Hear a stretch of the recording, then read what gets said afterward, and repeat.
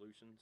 A couple months ago, we done a review on a Mech Armor Defense's their charging handles, and since then they've sent us two different other models.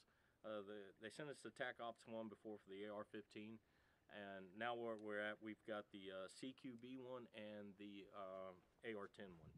So you know, the review is still the same. I've played with these quite a bit here recently.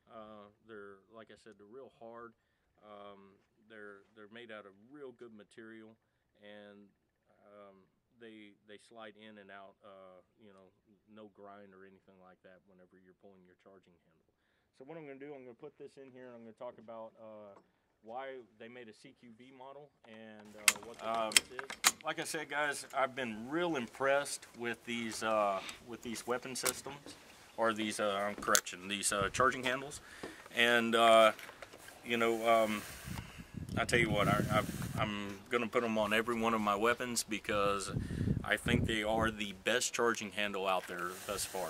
So if you haven't seen the review of the last one before, all right, you got a latch here on the left-hand side, and for ambidextrous side, you have another latch on the back side of the weapon itself. The CQB model, as you can see, compared to the one that we had before, it's a little bit smaller. And why that's important is in basically everything that you have on your weapon system, when you've got all this gear on and you're doing urban warfare, or you're doing CQB, whether it be law enforcement, military, SWAT, PSD, it seems to hang up on everything that you have. I mean, if you've got a flashlight, it's going to hang up. You know, that's why most of us put our flashlights on the right-hand side or underneath.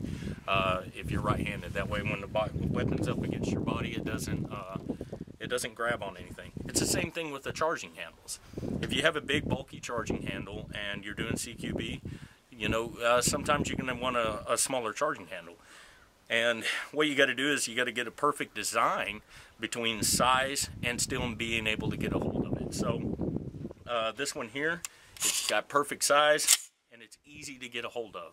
So I really like it. It doesn't matter, you know, what kind of way that you do your charging handles, whether you're taught this way, all right, you're taught this way, okay, and if you had to use your right hand, okay, going this way with it. So it's still easy to get a hold of, but it's not so big that it catches on everything that all your gear and stuff, and which can compromise whatever mission that you're in and cause you issues. So that one's there on the CQB. When it comes to the AR-10, it is basically no different than their TacOps one that they have on their AR-15. It's just a little bit longer and a little bit bigger. Now you can see we were talking about one of the great reasons that you would have a charging handle like this is if your scope comes over the charging handle. The problem is you run into, you can't get the charging handle back. With the charging handle like this, you can get right up underneath your scope and you can get a hold of it. So you can hear right there, there's no grind. It's real easy to get this thing back, and it doesn't matter if you go ambidextrous or you go to your left-hand side. No matter what, whether you're left or right-handed, this is a good charging handle to use. A lot of AR-10 charging handles tend to bend because they're so long. This one's made out of such good material, you can yank that back as hard as you want. You're never going to have a $2,000 AR-15 M4 AR-10 sitting out there that's made great and have a cheap charging handle on there. Get you a good one like this, and you know, run your weapon smoothly.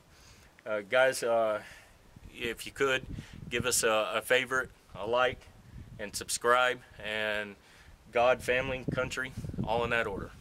Have a good one.